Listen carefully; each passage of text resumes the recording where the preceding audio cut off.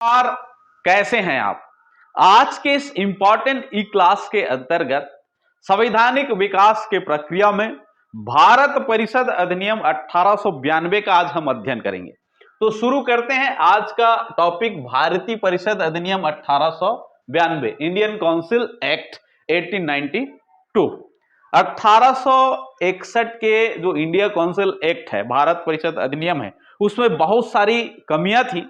उन कमियों को दूर करने के लिए ब्रिटिश पार्लियामेंट ने एक नया एक्ट पारित कर दिया, जिसको हम कहते हैं भारत परिषद अधिनियम 1892। 1861 के बाद भारतीय समाज में राजनीतिक चेतना का माहौल बदल गया था। कुछ पढ़े लिखे बुद्धिजीवी मध्यम उच्च वर्गीय लोग जो राजनीतिक मंच बना लिए थे और राजनीतिक चेतना की शुरुआत किए थे, जो लगातार संवैधानिक विकास या अपने अधिकारों के मांग के लिए सजग थे। और उसमें एक सबसे बड़ी संस्था बनी 1885 में, भारतीय राष्ट्रीय कांग्रेस। यह वो मंच था जहां पढ़े लिखे बुद्धिजीवी उच्च वर्गीय लोग जुड़े और अपनी संवैधानिक विकास की प्रक्रिया के अंतर्गत अपने अधिकारों को ब्रिटिश पार्लियामेंट तक पहुंचाना चाहते थे। वो चाहते थे कि जो काउंसिल है या जो विधान परिषद है, उसमें अधिक से अधिक भारतीयों का प्रवेश हो ताकि अपनी मांग को रख सके। तो इसी को ध्यान में रखते हुए ब्रिटिश पार्लियामेंट ने एक नया एक्ट पारित किया 1892 का, जिसको हम कहते हैं इंडियन काउंसिल एक्ट 1892। तो आज देखेंगे भारत परिषद अधिनियम 1892 में कौन कौन से प्रमुख बातें थी, कौन कौन से प्रावधान था। तो इसके अंतर्गत पहला प्रावधान है केंद्रीय और प्रांतीय विधान परिषदों की आकार में वृद्धि। केंद्रीय और प्रांतीय विधान परिषद के आकार में वृद्धि का मतलब है गैर सरकारी सदस्यों की संख्या को बढ़ा दिया गया। किसकी संख्या को बढ़ाया गया? गैर सरकारी सदस्यों की संख्या को बढ़ा दिया गया इस एक्ट के माध्यम से। गैर सरकारी सदस्यों की संख्या को केंद्रीय और प्रांतीय विधान परिषद में बढ़ा दिया गया। अब इससे कोई विशेष फायदा नजर नहीं आ रहा है, क्योंकि जो बहुमत है विधान परिषदों में, जो बहुमत है अभी भी सरकारी सदस्यों के पास थी। सरकारी सदस्य ही बहुमत पे थे। इसका मतलब है विधान परिषद में सदस्यों की संख्या बढ़ने से कोई विशेष फायदा नजर नहीं आ रही थी। अर्थात ब्रिटिश पार्लियामेंट जो है सीधी सीधी भारतीय संसद की जो संसदीय प्रणाली है उसको लागू नहीं करना चाह रहा था। उनके मंशा में डाउट था और भारतीयों को बहुत कुछ ज्यादा देने की इच्छा में नहीं थे। अभी भी बहुमत किनके पास थी? सरकारी सदस्यों के अधीन बहुमत थी। अब इसके तहत हम देखते हैं तो केंद्रीय विधान परिषद में, केंद्रीय विधान परिषद में अधिकतम सदस्यों की संख्या, गैर सरकारी सदस्यों की संख्या अधिकतम 16 और न्यूनतम सदस्य 10 रखी गई थी। गैर सरकारी सदस्यों को केंद्रीय विधान परिषद में अधिकतम कितने सदस्यों को जोड़ा जा सकता था? 16, और न्यूनतम कितनी रखी थी? 10 रखी थी। यह है केंद्रीय और प्रांतीय विधान परिषद के आकार में वृद्धि। एक बार फिर से समझते हैं, गैर सरकारी सदस्यों की संख्या को बढ़ा दिया गया। हालांकि जो बहुमत है अभी भी सरकारी सदस्यों के पास था। केंद्रीय विधान परिषद में सदस्यों की संख्या जो तय किया गया था अधिकतम वो 16 और न्यूनतम सदस्य जो है कितनी थी? 10 लोगों। दूसरा पॉइंट देखते हैं, विधान परिषद की कार्यों में वृद्धि कर देगी। यह महत्वपूर्ण बात है। पहली बार जो गैर सरकारी सदस्य थे उनको बजट पर बहस करने का अधिकार दिया गया। बहस करने का अधिकार, यह महत्वपूर्ण बात है। पहली बार जो गैर सरकारी सदस्य जोड़े गए थे विधान परिषद में, उसे बजट पर बहस करने का अधिकार दिया गया। प्रश्न पूछने का अधिकार दिया गया। प्रश्न पूछने का अधिकार दिया गया। दो बातें, सरकार से सवाल कर सकते थे, सरकार के कार्यों पर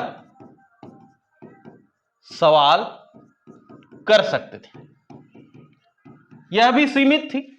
अनुपूरक प्रश्न पूछने का अधिकार इस एक्ट के माध्यम से नहीं दिया गया।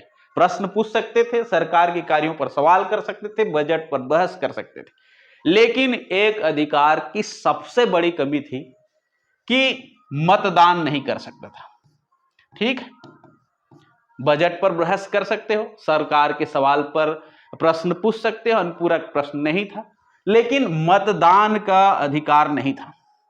मतदान का अधिकार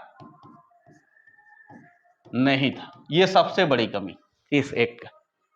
जब तक आप मतदान नहीं करोगे, संकल्प पारित नहीं करोगे, तब तक सदस्यों की जो मूल्य नहीं रह जाता, ये कमी थी सबसे बड़ी इस एक्ट का।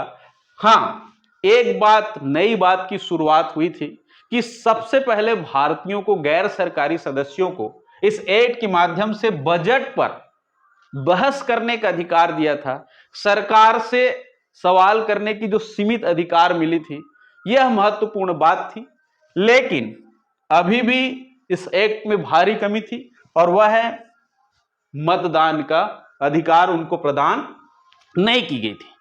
प्रश्न के नाम पर 6 दिन पूर्व उनको सूचना देना पड़ता था। परिषद को अगर प्रश्न पूछना है तो इसमें भी क्या था, 6 दिन पूर्व सूचना देना अनिवार्य कर दिया था। दूसरी बात यह थी, जो काउंसिल है, परिषद है, उनको स्वीकृत या अस्वीकृत कर सकता है। उनसे सहमति लेना या उनके पूछे गए सलाह या उनकी बहस को मानना या स्वीकृत करना कोई अनिवार्य नहीं था, वो स्वीकृत कर भी सकते थे, स्वीकृत या अस्वीकृत कर सकते थे। ये इस एक्ट का प्रावधान था, कोई विशेष पावर भारतीयों को प्रदान नहीं किया गया था। आगे हम देखें, प्रावधान के अंतर्गत देखते हैं तो वायसराय के अधिकारों में भी वृद्धि कर दी गई। अब भारत के वायसराय जो है, केंद्रीय Vidhan Parishad Bengal chambers of commerce में गैर सरकारी सदस्यों की नियुक्ति कर सकेंगे। इस एक्ट के माध्यम से वायसराय महोदय जो है, गैर सरकारी सदस्यों को कहां नियुक्त कर सकेंगे, केंद्रीय विधान परिषद और बंगाल चैम्बर्स ऑफ कॉमर्स में। बंगाल चैम्बर्स ऑफ कॉमर्स और केंद्रीय विधान परिषद में गैर सरकारी सदस्यों की नियुक्ति किनके द्वारा हो सकेगी, वायसराय। इस प्रकार से वायसराय के भी अधिकारों में वृद्धि की गई इस एक्ट के माध्यम से। इसी प्रकार से जो प्रांतीय गवर्नर है, उनके भी अधिकारों में वृद्धि कर दी गई। प्रांतीय गवर्नर जो है, विधान परिषद में गैर सरकारी सदस्यों की नियुक्ति कर सकेंगे। इसके लिए उनको सिफारिश की जरूरत पड़ेगी, किससे, जिला परिषद से, नगर पालिका से, नगर पालिकाओं से, व्यापार संघ से, लैंड होल्डर से, जमींदार वर्ग से, आदि जो महत्वपूर्ण संस्थाएं हैं, उनके सिफारिश के आधार पर जो प्रांतीय गवर्नर है, प्रांतीय विधान परिषद में गैर सरकारी सदस्यों की नियुक्ति कर सकेंगे। अब इस एक्ट का अंतिम प्रावधान को देखते हैं, एक सीमित और परोक्ष चुनाव की शुरुआत। ये अपने आप में एक बड़ी बात थी। हालांकि चुनाव शब्द का प्रयोग इस एक्ट में कहीं पर नहीं किया गया है, लेकिन अप्रत्यक्ष और सीमित चुनाव के प्रावधान, अप्रत्यक्ष रूप से एक सीमित चुनाव का प्रावधान इस एक्ट में दिखाई देता है। शुरुआत हुई, जो अपने आप में एक संवैधानिक विकास की प्रक्रिया में महत्वपूर्ण बात थी, जो आगे यही जो है प्रत्यक्ष चुनाव में बदला जाएगा। तो इस प्रकार से एक सीमित और परोक्ष चुनाव का प्रावधान इस एक्ट के माध्यम से लाया गया। एक बार फिर से हम देखते हैं इस एक्ट की प्रमुख बातें। सबसे पहले इस एक्ट में केंद्रीय और प्रांतीय विधान परिषदों की आकार में वृद्धि कर दी गई। इसका मतलब है गैर सरकारी सदस्यों की संख्या को बढ़ा दिया गया। अधिकतम इसमें 16 और न्यूनतम 10 की व्यवस्था केंद्रीय विधान परिषद में की गई, लेकिन बहुमत अभी भी सरकारी सदस्यों की रहा। प्रांतीय विधान परिषद में भी गैर सरकारी सदस्यों की संख्या में वृद्धि की गई, विधान परिषद के कार्यों में वृद्धि की गई, ये इंपॉर्टेंट बात थी। अब जो गैर सरकारी सदस्य है, जो भारतीय लोग हैं, वो बजट पर बहस करने का अधिकार उनको प्राप्त हुआ। वो प्रश्न पूछ सकते हैं सरकार से, उनके कार्यों पर सवाल खड़ा कर सकते हैं, लेकिन किसी भी प्रकार के अनुपूरक अन्य प्रश्न पूछने का अधिकार उनको प्राप्त नहीं हुआ। और सबसे बड़ी कमी थी वह है मतदान का अधिकार उनको प्राप्त नहीं था। इसके बाद वायसराय के भी कार्यों में वृद्धि कर दिया गया। वायसराय जो है गैर सरकारी सदस्यों को नियुक्त कर सकते हैं, कहां? केंद्रीय विधान परिषद में और बंगाल चेंबर्स ऑफ कॉमर्स जैसे संस्थानों में। प्रांतीय गवर्नर के भी आकार मतलब उनके कार्यों में वृद्धि कर दिया गया। वह भी गैर सरकारी सदस्यों को प्रांतीय विधान परिषद में क्या कर सकते हैं? नियुक्त कर सकते हैं। कुछ संगठन है, जिला परिषद है, विश्वविद्यालय है, नगर पालिका है, व्यापार संघ है और जमींदार वर्ग के सिफारिश इनको आवश्यकता है। विश्वविद्यालय है, नगर पालिकाएं हैं, जिला परिषद है, व्यापार संघ है और जमींदार वर्ग है, उनकी सिफारिश के आधार पर जो प्रांतीय गवर्नर है, प्रांतीय विधान परिषद में गैर सरकारी सदस्यों की क्या कर सकते हैं? नियुक्ति कर सकेंगे। और एक सीमित और परोक्ष चुनाव का प्रावधान इस एक्ट के माध्यम से झलकता है, दिखाई पड़ा है, जो अपने आप में एक महत्वपूर्ण बात थी। तो ये हो गया 1892 का जो एक्ट है, भारत परिषद एक्ट। आपको यह बात अच्छे से समझ में आया होगा, ऐसा मैं आशा करूंगा। और अच्छे से समझने के लिए वीडियो को पूरा अंत तक जरूर देखिए। मेरा प्रयास है कि आपको पूरा का पूरा समझा सकूं और कोई भी प्रश्न आपको प्रतियोगी परीक्षा में इनसे ना पूछे। जय हिंद, जय भारत।